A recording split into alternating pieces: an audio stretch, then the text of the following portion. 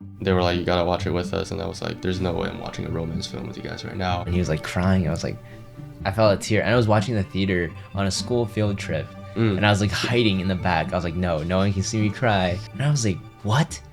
They stole my idea. And there was a jump scare in the end, and it made everyone scream, which That's I still have the recording of that. learned so much. I mean, I think the biggest teacher in filmmaking is, and I think that's why you can't take forever on a film, because Yeah, I guess that was stressful for me, just because I think it was clear that I wasn't 100% fit for the role and for the scale of the project. so I mean, I always assumed like film sets could be really nice and welcoming, and then I stepped on this one film set. We always have that Oh one. my god, that one film set, low key, like I always think back. Besides that film set, I've never went on a film set that I felt like I didn't belong there. You know? Yeah. Hey guys, welcome to the first episode of the First Act Break podcast, the show where we dive into the art, business, and hustle of breaking into the film industry. Today, me and Richard will be talking about how we got into film, our experiences at USC Film School, as well as multiple film sets, and our first collaborations together. Hopefully, you guys will learn a lot about filmmaking from this podcast. Enjoy. Dude, oh my god, What's up? it's first episode. Yeah. How do you Really feel? exciting. I'm really excited. I've never done a podcast before, so this is brand new to me and to Jiayang. Same. So yeah. welcome to the First Act Break podcast. Yeah, welcome. And I made him wake up at 6 in the morning so we could start the podcast on a sunrise, but the sun never like peeked in through the windows, unfortunately. Yeah. Usually it peeks through my window and it's really pretty, but it's okay because we're starting things on the right foot. Right? Absolutely. I'm trying to wake up earlier every day, so Great. You're this jet is lagged, great. so And I'm jet lagged, so he's using me to my advantage, and this is great. So remember we said we were gonna record an episode at like 6 in the morning. Right now it's 7:41. So I'm glad we pushed it back an hour, or I'd be really tired. same. Yeah. I'm generally a morning person, so like, you know, I feel good waking up early.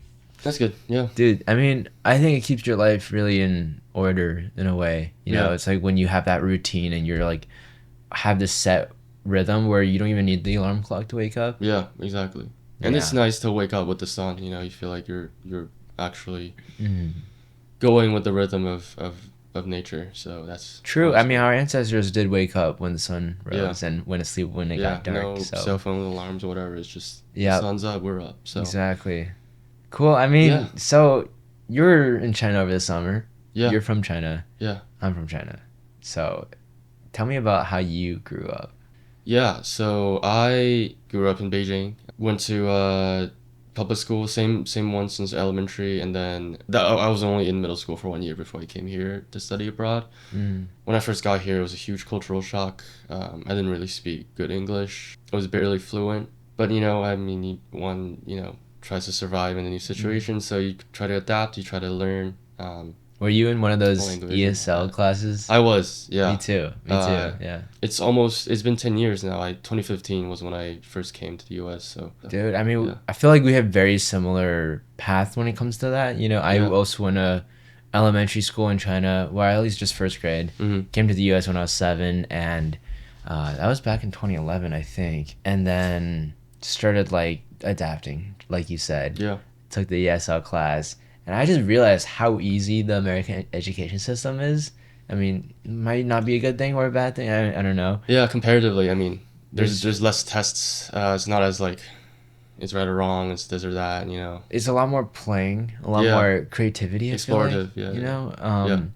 which I don't know what system is better, but I just feel like I don't regret how I grew up because I felt like it shaped the storyteller I am today. Yeah, I agree. yeah. I have the same, very similar experience of traversing two different cultures and trying to, see where you fit and all of that.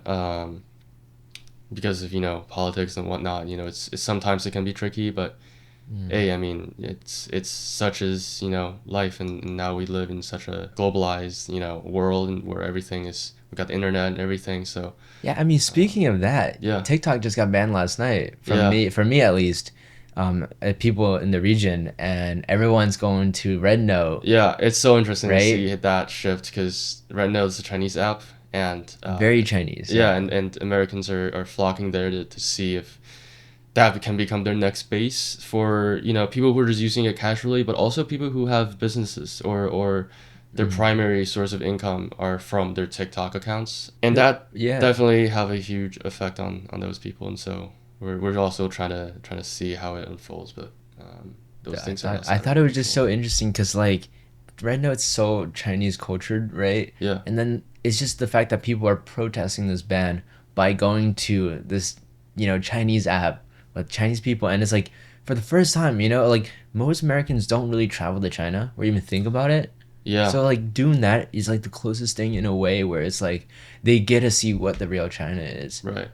for beyond what the media tells them. Yeah. And I think, you know, really experiencing a culture is wonderful. Mm-hmm. You know, Yeah. how do you think like going to America like kind of shifted, or like nudged you on the path of filmmaking? Yeah. I mean, I think it was eighth grade. That's when I sort of first started thinking about filmmaking. I mean, for me, it was always, you know, action and sci-fi movies. I'm sure it was the Oh, same for really? you. For most people, I mean, you go to movies and I think your first impression is like, oh, I'm gonna see some cool visuals and effects, and you know, What was your as it used when we first were movie young. though? I mean, in my memory, I probably Shrek, and then That's after awesome. Shrek, it was middle school, eighth grade. My parents asked me like, oh, we're trying to see like it's Valentine's Day. We're trying to see like a romance film. Do you have any recommendations? It's 2016 and La La Land just came out, and I was like, you know what, just go watch this. And let me know what you think. At that point, I wasn't really that big into film, and they watched it. They loved it. I went back to China over break, and they were like, you gotta watch it with us. And I was like, there's no way I'm watching a romance film with you guys right now. And I was not into romance at all. I was very much an action and sci-fi person.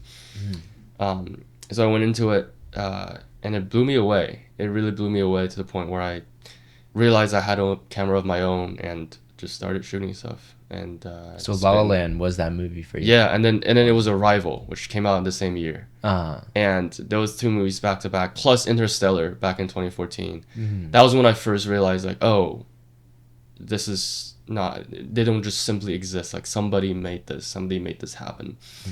And I looked up like, oh, what's the director who made Interstellar, and all that stuff came out, and so I would say it's Interstellar and then La La Land and then Arrival for me. Dude, But that's awesome. yeah, what about you? I think, dude, the first movie to ever make me cry was Kung Fu Panda 2. Really? It's surprising, but it's like that scene where the young Po was in the village and his family gets like taken away or something like that, and it was a little baby like Po, and he was like crying. I was like, I felt a tear, and I was watching the theater on a school field trip, and I was like hiding in the back. I was like, no one can see me cry. I don't cry, but it really hurt. Like I felt that a lot. Yeah. You know, I really emphasized with this character, and I really never have. And it was like such a young age. I was like 4 years old, 4 or 5. I don't remember. And then I remember after the movie, like almost every time after a movie, I would ask my mom, I'm like, how did they do that? How was that character able to fly in the sky? You know, how are they able to do all these crazy things every movie? And my mom would try to explain to me, and I was like, I don't think that's how they did it, you know. And I was just really loving that. And I think, fast forward, I think it was 2016 as well, when The Secret Life of Pets came out. And before that, like a few months before that, I had these pets in my own, right? I had these geckos, turtles, and I was always like just imagining stories in my head. I'm like, you know, of their life, you know, on their own. And then I was telling people all these stories I had, and they're like, you know, there's a movie called Secret Life of Pets coming out, and I was like, what? They stole my idea, you know. And then I saw the movie, and I was like, I gotta make movies myself before they take more of my ideas and make it into movies, right? And I discovered iMovie and just fell in love ever since, you know. So tell me about how, you know, Chinese background influenced how you approach filmmaking. Yeah, I mean, that's definitely a huge part of who I am and what I try to, or at least instinctually try to explore. I mean, identity is one of the biggest theme or biggest idea that we explore in film. You know, it's all about how we change, how we not change, how we don't change, and how the people around us and the environment around us shape who we are. So I think there's something integral to being Chinese, studying in the U.S. and being in this culture, that allows me to open up more ideas and more experiences. I think one key part is trying to see the world through different perspectives, and that's also what film does, is it puts you into the perspective of someone else. So Right. I'm sure it's the same for you as well. I think there's always a part of culture wherever you go, right? Wherever you live, it stays with you forever.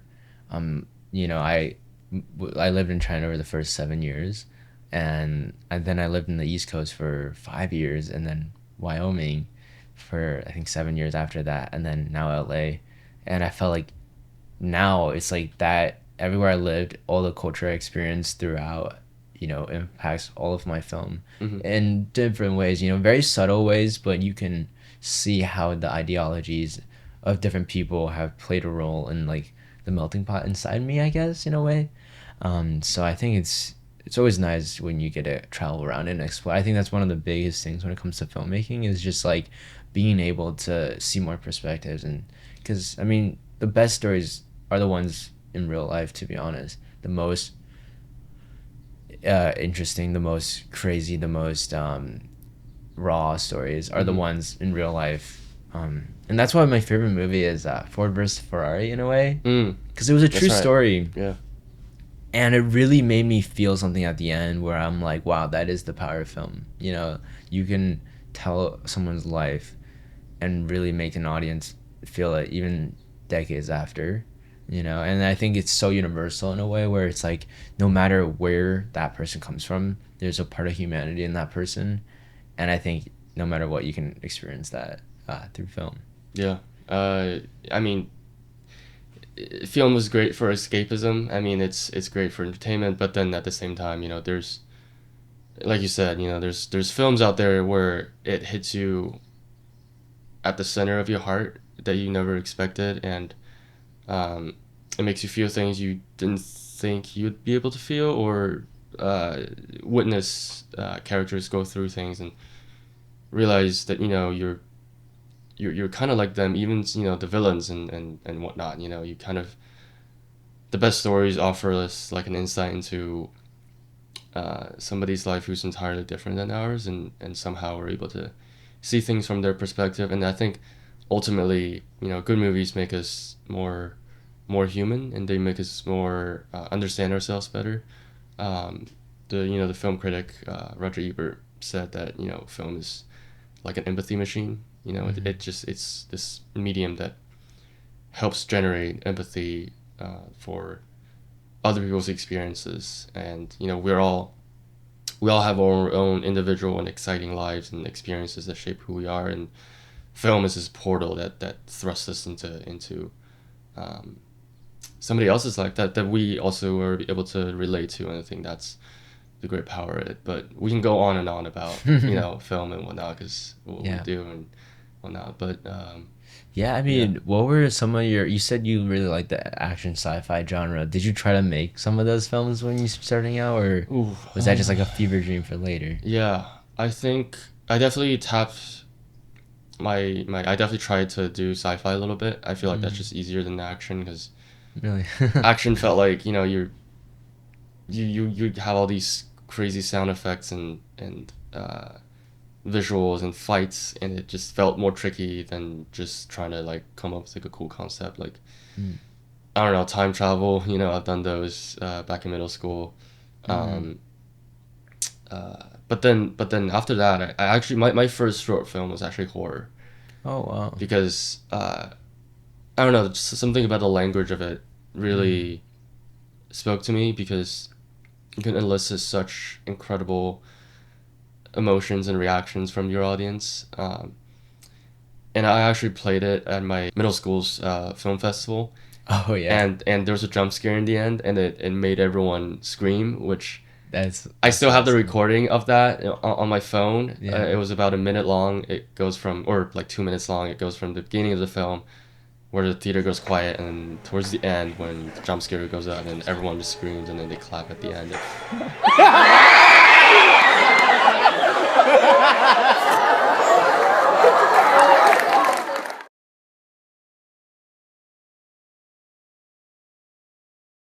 That made me feel something I've never felt before.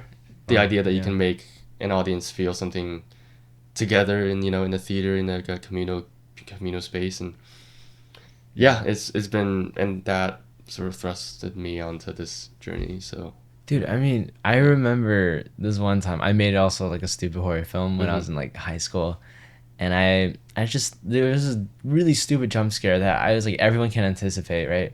Um, but I showed it to this one kid on the school bus on a field trip, and he watched it and he jumped so hard, bro. Like still remember that. Like I was ready. I was like, okay, he's gonna just see it. I was like, whatever.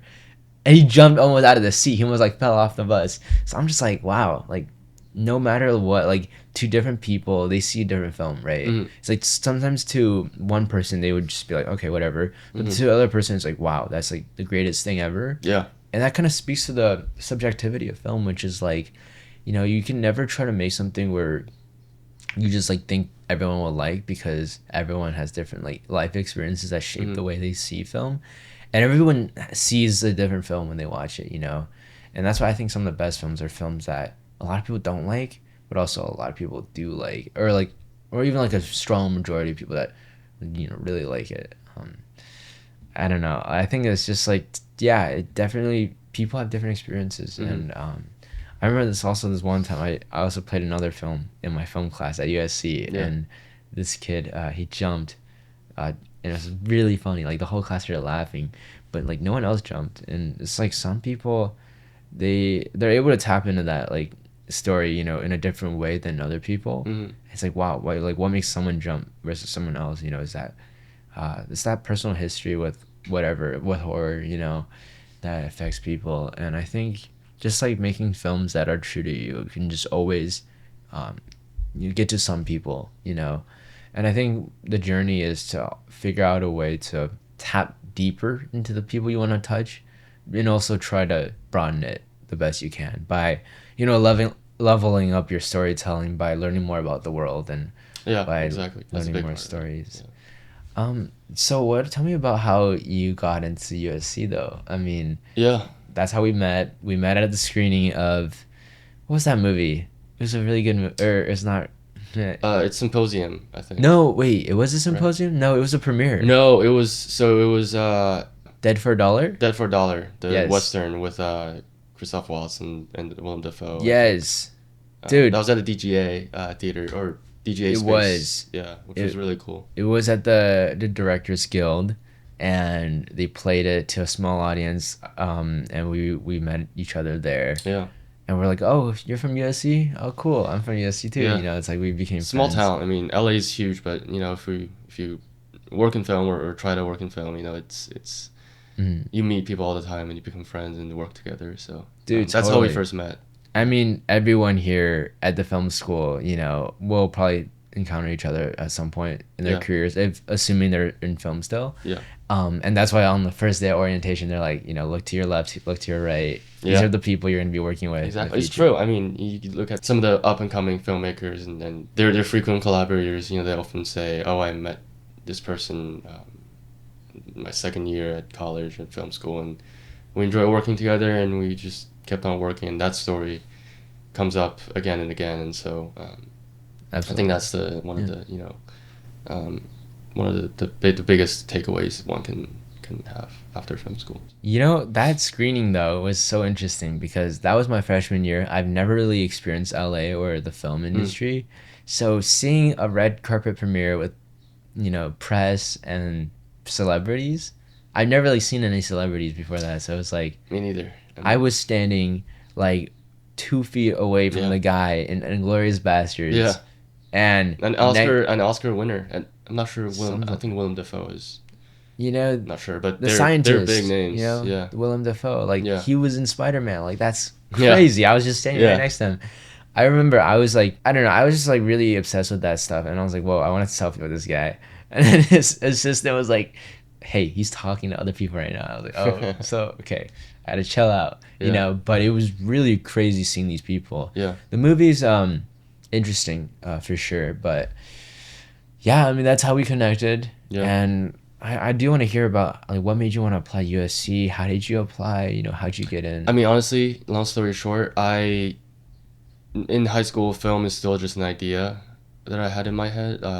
It's more like, I never really imagined it as a real career. It's still just, like a passion side hobby almost. And then I applied to USC along with a bunch of other colleges, not expecting or intending to study film at all.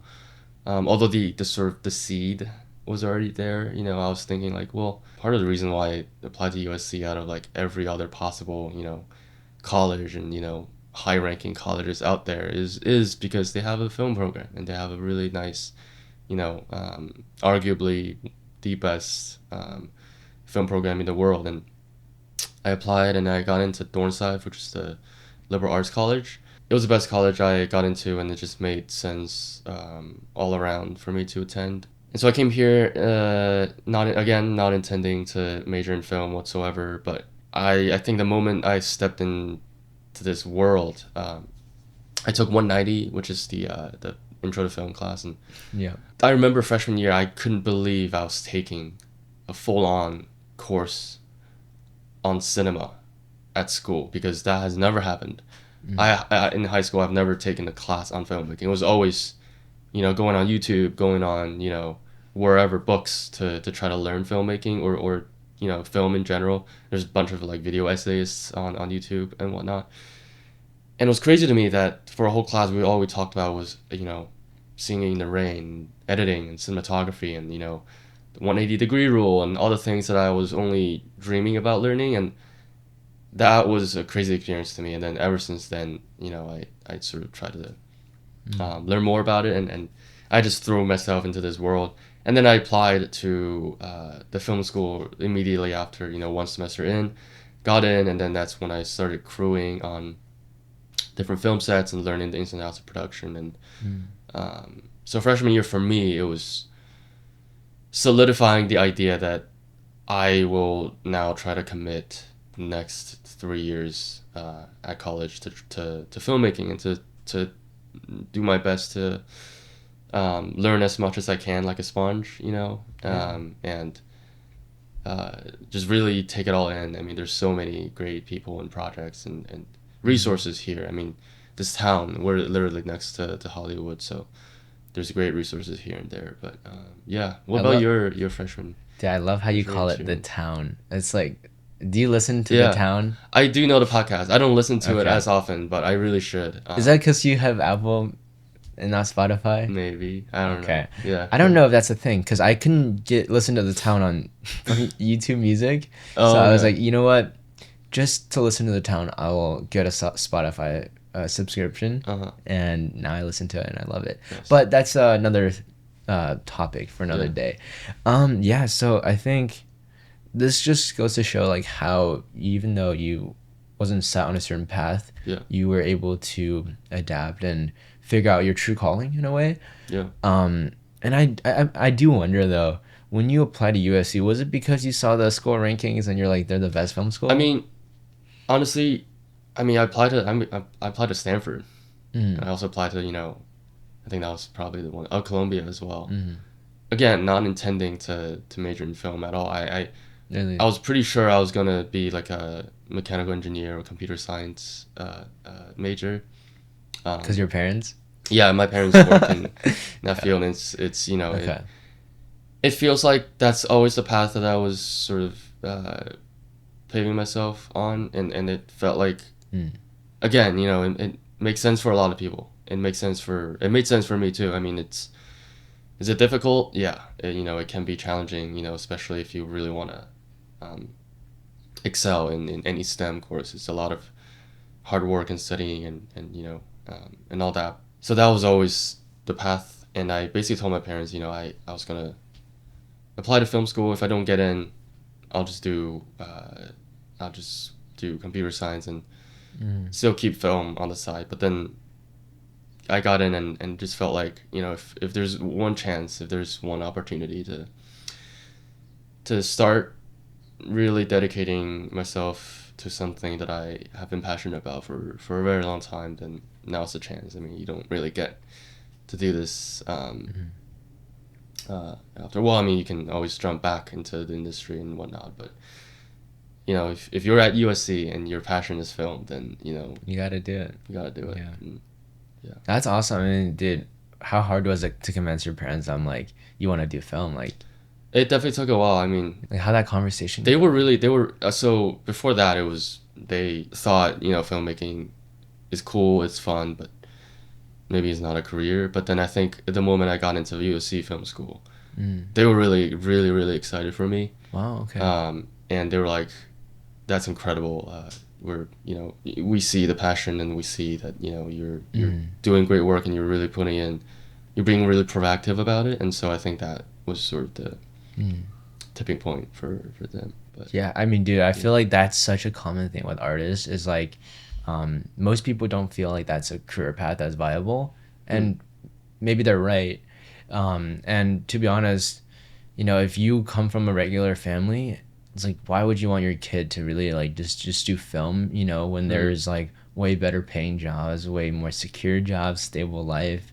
You obviously want them to do something that would make their life better in your eyes. Yeah. However, our artists ourselves, though, if you really believe that's what you're meant for, is making art, then you really gotta pursue it, because life is short. You don't get to do things you love, and if you don't get to do the things you love your whole life, then it's like you're really wasting so many years. It's like, Yeah. it's so precious. If your lifespan's 80, if you live to 80 if possible. Yeah, I mean, it's like you gotta spend most of your life doing yeah, something. at least try to put in your hours, put in the hours and the time to try to make something out of it. And a lot of people aren't even majoring in film, and they end up doing it from USC, because of just how great of a culture there is here. I mean, again, going back to high school, I was one of the only people that in my school that was interested in filmmaking. Flash forward to 2 years into USC, and all of a sudden, my 80%, 90% of my friend group were filmmakers, and actors and cinematographers, which is incredible. So I mean, dude, that was probably one of the thing that makes USC the best is the people here. It's like, it's not even the facility. I mean, the facility is amazing, the staff is amazing, faculty is amazing, but I think it's the fact that they're able to sift through the applications and bring in the best people from every corner of the world into one classroom. I think that's what makes USC the best film school, is that they're able to do that. You're constantly surrounded by the people that are just so good and excellent at what they do. yeah, I mean, Right. film school is that's what film school is really all about. I mean, I think it's pretty much common knowledge now that if you want to learn the basics of filmmaking and all the very fundamental craft elements of it, you can find it in books, on YouTube. It's easily accessible. And so one of the biggest advantage of film school is you get to do it with others who are equally as passionate, if not more passionate, and knowledgeable, and talented and hardworking as you are. And so that becomes sort of like this engine that propels yourself forward, and also those around you. And I think that's one of the great privileges of being here, is to have all these people around you. I mean, where we're recording right now, I mean, most people here are in the film school in one capacity or another, or involved in film in one way or another. And so that's definitely one of the biggest advantages of USC, is bringing people together from different backgrounds. And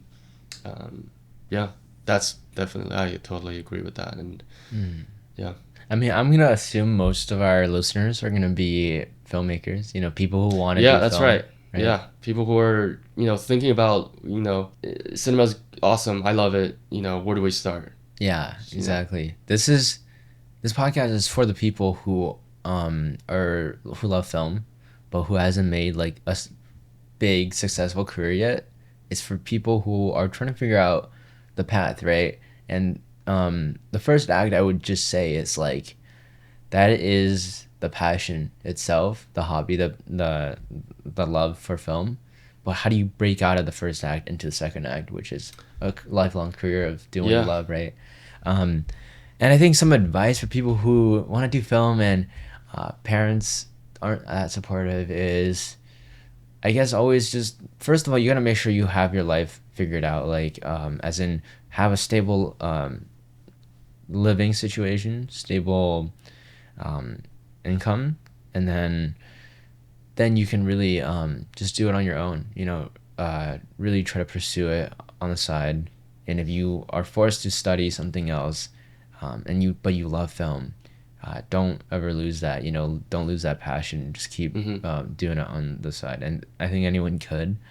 There's filmmakers in all walks of life, right? Yeah. I mean, some success stories. We'll dig more into this in later episodes, but one of the biggest advantages of being in this decade, this century is, or this decade is the internet. Love it or hate it. It's a great place for people to pay attention to your work. You have all these stories and of people who started out as YouTubers or as movie critics, as just creators who were just creating for the sake of creating because they loved it, and then they built really a strong audience around it, and then Hollywood or elsewhere really saw opportunities there, and projects have been greenlit at major studios because of how successful some of the art is on YouTube or Vimeo or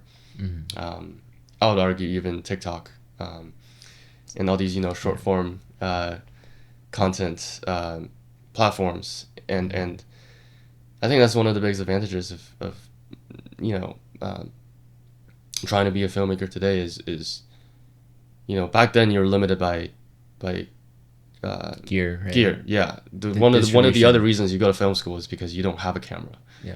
You go to film school because then you have access to a camera, and then you can make stuff, and that teach you how to operate a camera. And now it's all different. Now you pull out any cell phone and you can make a film. Look at Tangerine, which is filmed by the great Sean Baker, and it was shot on the iPhone 5S, which came out like 10 years ago or something, and just look at how great that film is, and you don't really need a very fancy camera to be able to do great work. So I do love what you said about how easy it is to get into film nowadays.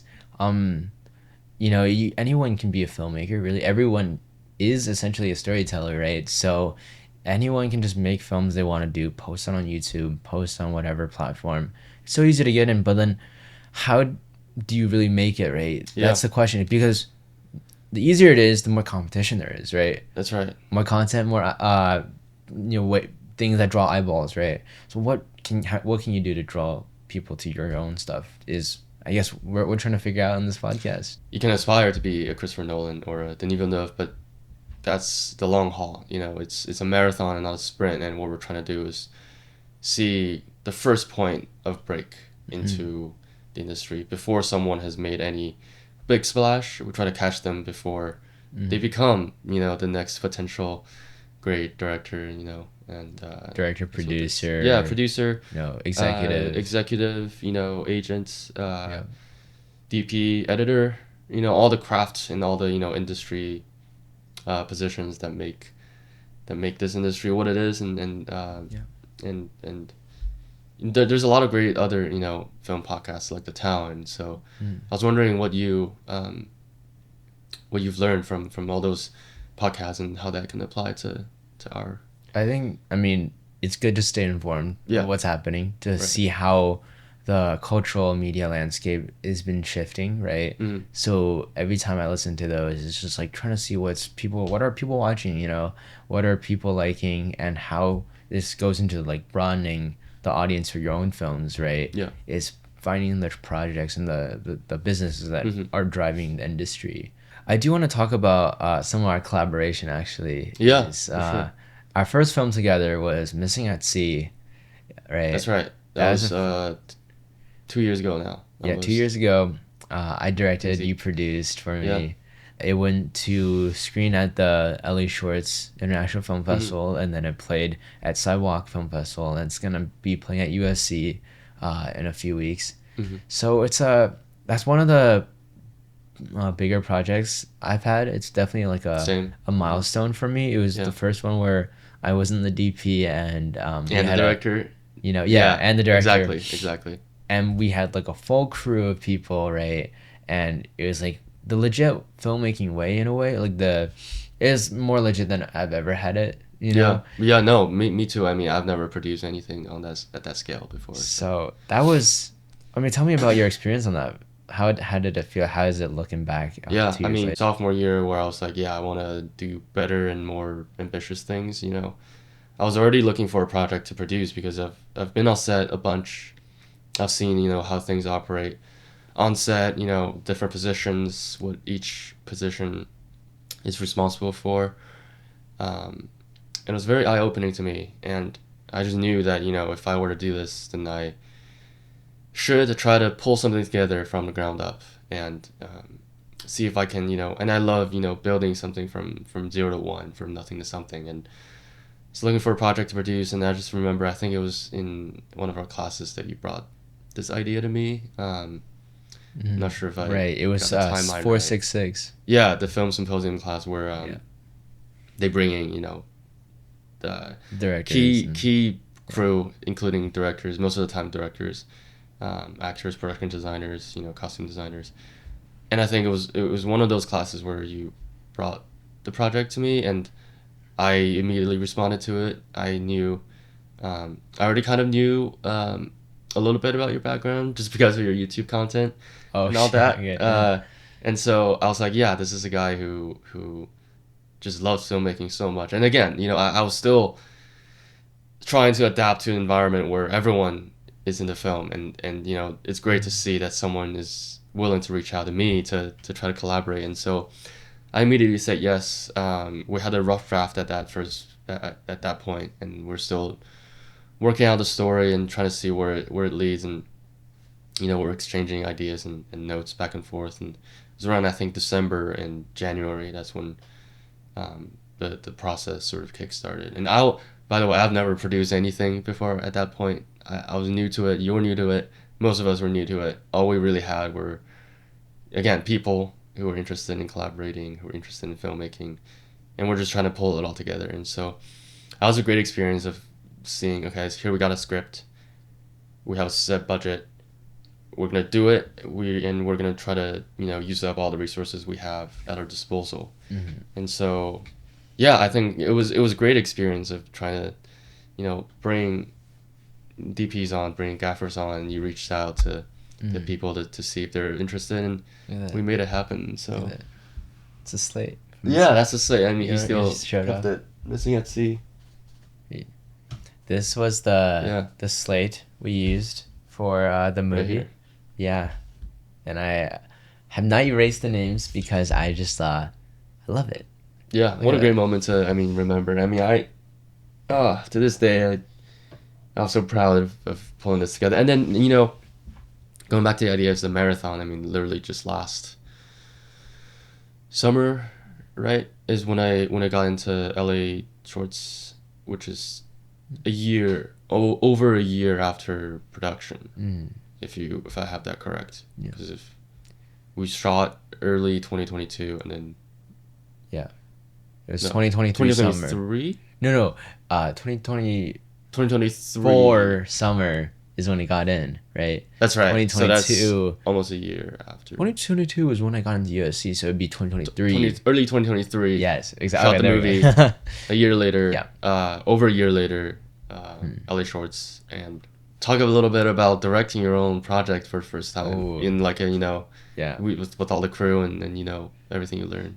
Dude, I mean, learned so much. I mean, I think the biggest teacher in filmmaking is actually doing it yourself. You know, really putting something together from the ground up. This was a story I wanted to tell for a while, and I just wanted to, you know, use the new knowledge I learned at USC, the new people I've met, to make something. Because I always made stuff, you know, throughout high school. I loved just making films, doing it my way, doing the indie way, Yeah. you know, not spending like, because people would be spending 40K on a project, right? Yeah. On a short. Yeah. And I'm like, I just want to spend like a little bit of money and just make something the best I could. Yeah. So I wrote the script based on the locations I knew I had access Exactly. to, Exactly. you know, Yeah. and I got you because when I met you, I just knew you're like a business kind of, yeah, you seem so chill and like professional that I was just like, wow, I mean, I definitely want to bring you on. And you know, it worked really well. And I think with both of our experiences and knowledge at the time, we were able to put something together that I really loved. And it's actually coming to YouTube. That's right. I don't know when this episode's gonna go out, but it's gonna be out in early February. 2 years after making it, it's finally gonna be seen by people. Yeah. That's how we're. Again, it's it's all of it is a marathon and not a sprint. So. And it's crazy because while looking back, and I'm like, there's so many mistakes I made at the time that I'm like, Mhm. this isn't really a true reflection of my art now, but it's Right. a reflection of my art at the time. And it's not even that. I think movies are like a diary entry in a way where every time you make a movie, it is a diary entry of your life, your perspective on the world at the time. You know, Absolutely. and I think that's why you can't take forever on a film because then your perspective change, you know, That is very true. right? So it's Yeah. like that is Jiayang when I was you know Freshman in college. Yeah. 18. Yeah. It was right before my birthday. And yeah, because I remember I was like, if I can make this happen and nothing goes wrong, that's the best birthday present ever.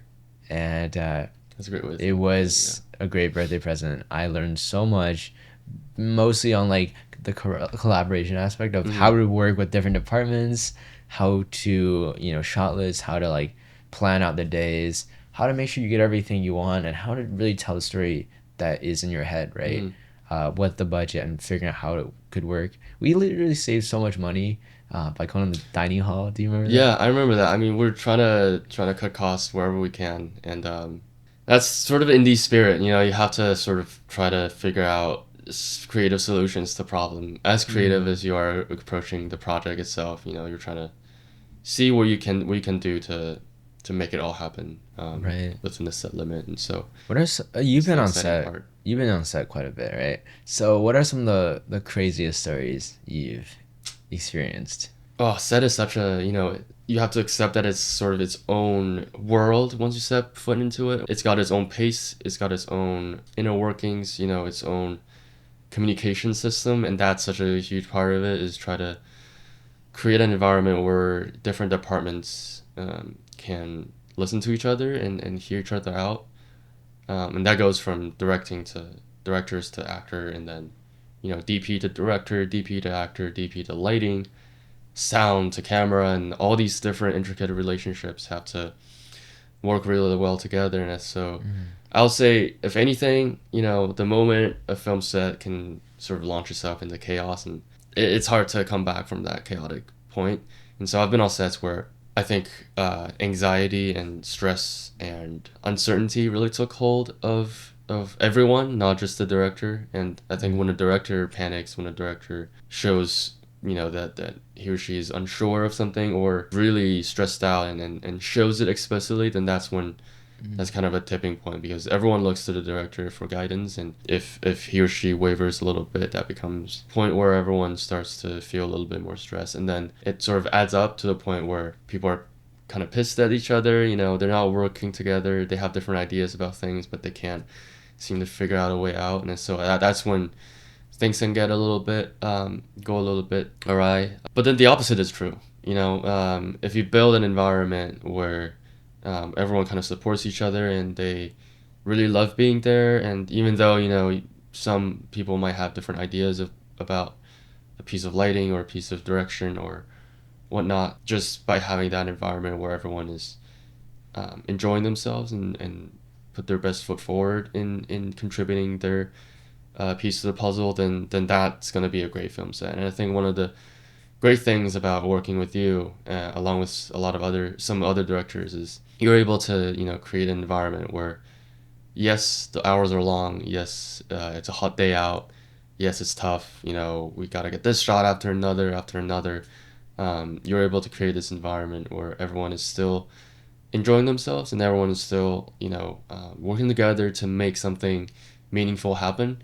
And I think that's part of that's part of what it takes to be a director. I think, Appreciate that. yeah, imagine, being on a set of like Oppenheimer or something, I don't think Christopher Nolan has the, time or um, energy to panic, even though, it's such a huge project.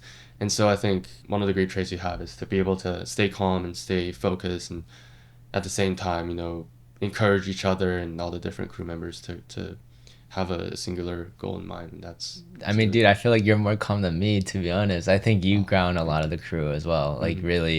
And that's why I try to bring you on to every project because you have that professionality and that chillness that every film set kind of needs to like Yeah, ground because it is very fast paced. so People very do fast get paced. like a little irritated.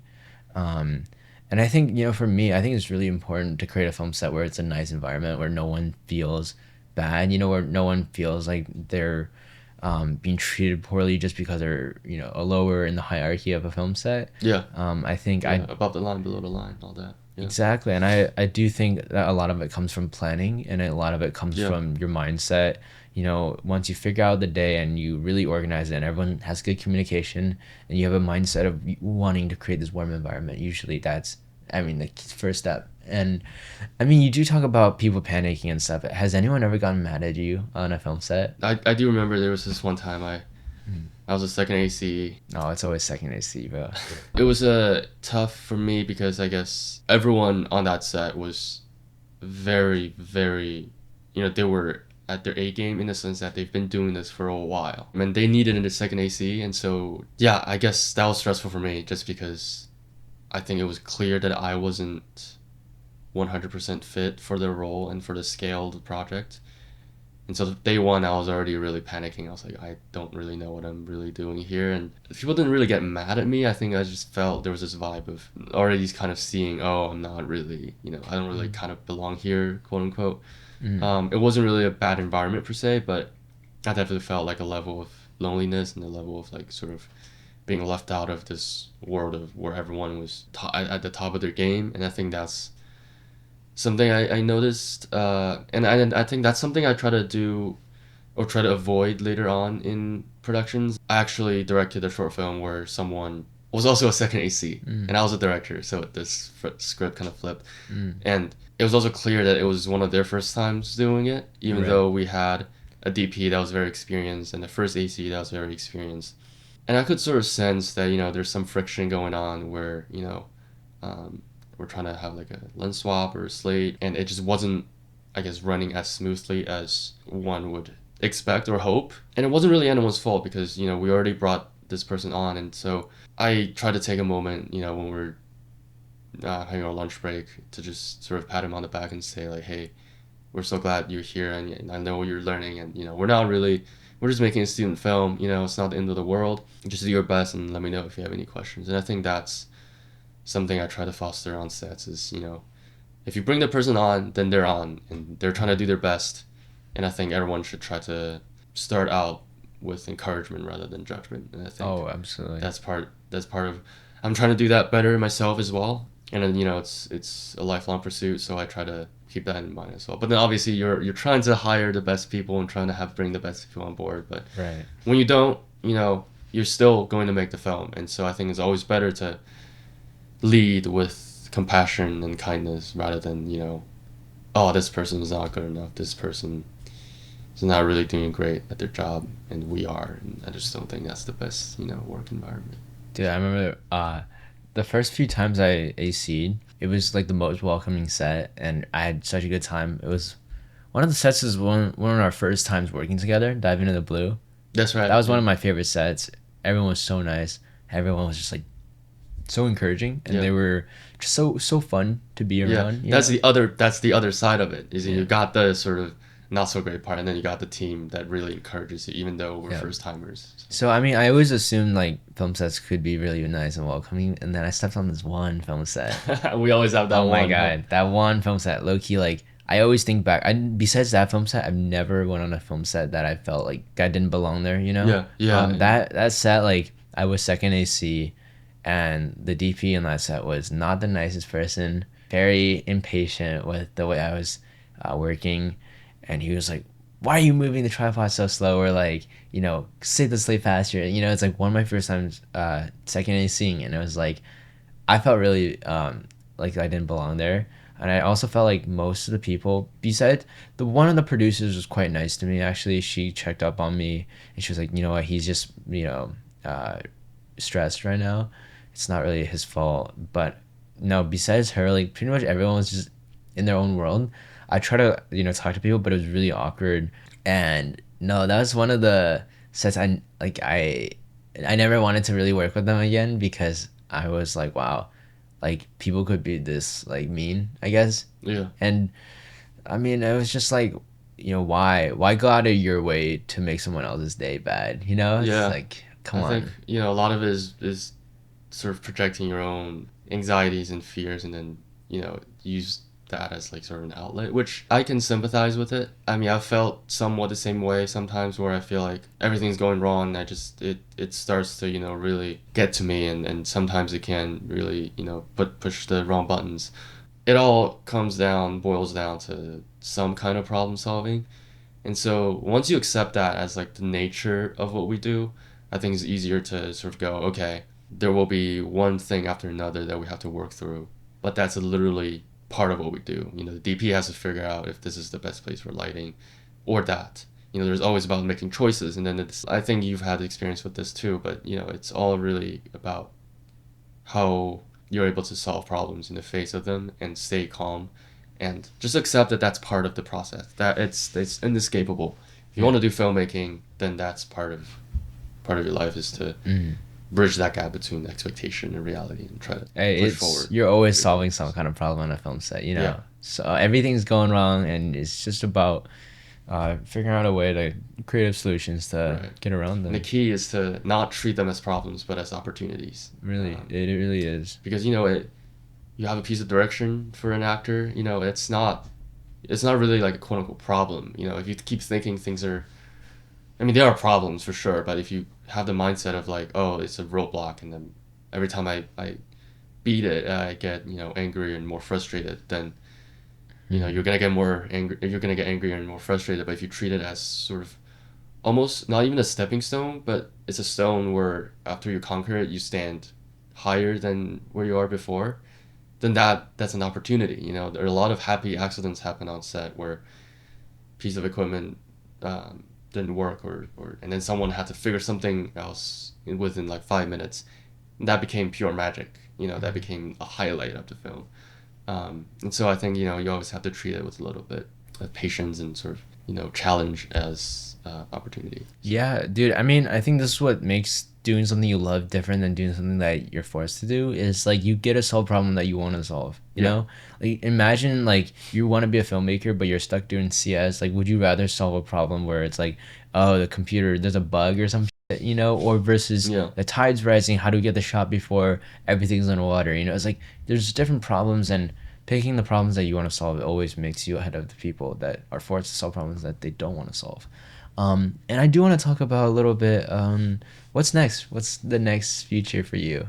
What do you want to? Yeah, well, I mean, we're all about first act breaks here, so it's interesting. I mean, 4 years flew by. I mean, I still have a semester left, but looking back, I've had such a blast at USC and met some incredible people. And I think if I learned anything at USC, I mean, obviously I learned going on set and whatnot, but I think it's understanding that filmmaking is I've said this a million times already, but it's a marathon, not a sprint. I Mm. think my freshman and sophomore year self, it's easy to get caught up in the tide of film school and where everyone is creating, everyone is Mm. almost there's this energy of trying to like one up each other, Mm. like I'm doing this and then I'm doing it better in this way and I got into this festival and No matter better what, than you'll you. always get So to the place you want to get to. yeah, and so Yeah. I think that's the energy of it is that I try to take this principle with me in the future is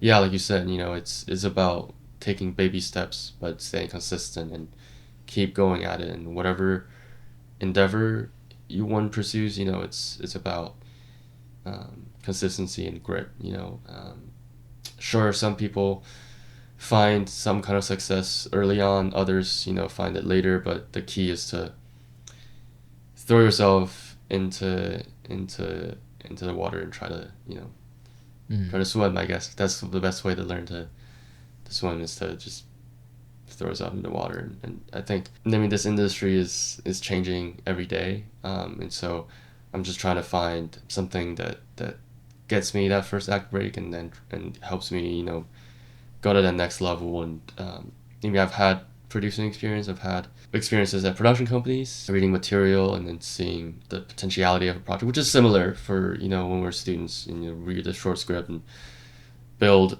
a whole production around it and see, how things can change. And so, yeah, I think that my future definitely lays in still in film, and I try to, again, put my best foot forward, and we're in the best place for it. So Really, we really yeah. are. And I love what you talked about is not comparing yourself, you know. Yeah, that's a big part of being in film Huge. school, is comparing yourself to It's others. like comparison is absolutely the thief of joy, you Yeah. know. And the only person that you should be comparing yourself to is the you from yesterday, Yeah. really.